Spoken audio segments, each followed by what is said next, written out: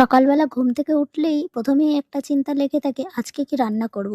So hello everyone, সবাই কেমন আছো? আশা করি সবাই খুব ভালো আছো। আমার একটা নতুন ব্লগে তোমাদের অনেক স্বাগত। আর স্কুল ছুটি থাকলে সেদিন তো ল্যাদ খেতে খেতেই দিনটা কেটে যায়। স্কুল থাকলে যত তাড়াতাড়ি রান্না হয়ে যায়, স্কুল না থাকলে ততটাই দেরি হয়। সেদিন মনে হয় জন্য অন্য কিছু রান্না করব, সেদিন কিন্তু আরো বেশি রান্নার আলসেমি লাগে। ঘুম থেকে উঠেই যদি মনে হয় কেউ আমাকে রান্না করে তারপরে খেতে ডাকছে, সেই দিনটার খুব অপেক্ষায় থাকি, কিন্তু আদৌ সেই দিনটা আর কোনোদিনও আসলো না। যেহেতু সকালবেলা স্কুলে যাওয়ার খুব তাড়া থাকে, তাই আমি আগামী দিন কি হবে সেটা কিন্তু আগের দিনই রান্নার ব্যবস্থাটা করে রাখি।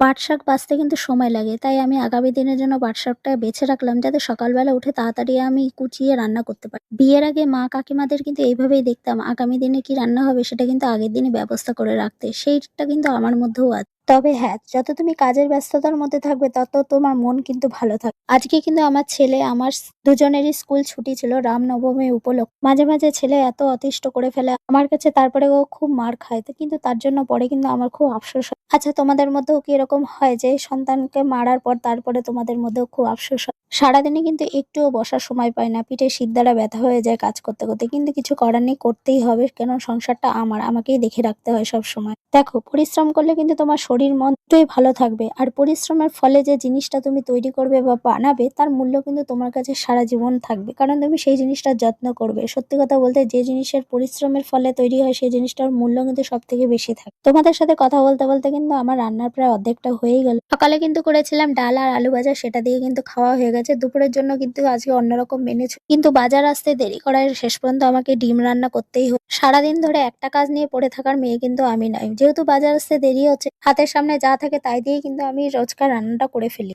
তারপরে যখন বাজার আসে সেই ভাব মতো পরের রান্নাটা করি। বাজারটা যেহেতু আমাদের বাড়ি থেকে অনেকটাই দূরে, সেই জন্য আমার পক্ষে যাওয়া সম্ভব না, তাই আমার বর যখন বাজার আনে তখনই কিন্তু আমাকে রান্না করতে হয়। কিন্তু এমন নয় যে দিনের দিন বাজার আসলো তারপরে রান্না করি, বাজারটা আগে থেকেই করা থাকে, কিন্তু ছুটির দিন দিনের দিনই বাজার করে দেখে একটু আমার দেরি হয়ে যায়। কিন্তু তাই বলে আমি খুব একটা বসে থাকি না, তাড়াতাড়ি কাজকর্ম করে তারপরে বসে থাকি। কাজ ফেলে রেখে বসে থাকার মতন মেয়ে কিন্তু আমি একদমই নই। সবশেষে কিন্তু আমার রান্নাটা কমপ্লিট হয়ে গেল। আজকে রান্না ছিল আমাদের কলাইয়ের ডাল, ডিমের ঝোল আর চাটনি। তো ভিডিওটা কেমন লাগলো সবাই লাইক কমেন্ট শেয়ার করবে। Tata, bye bye.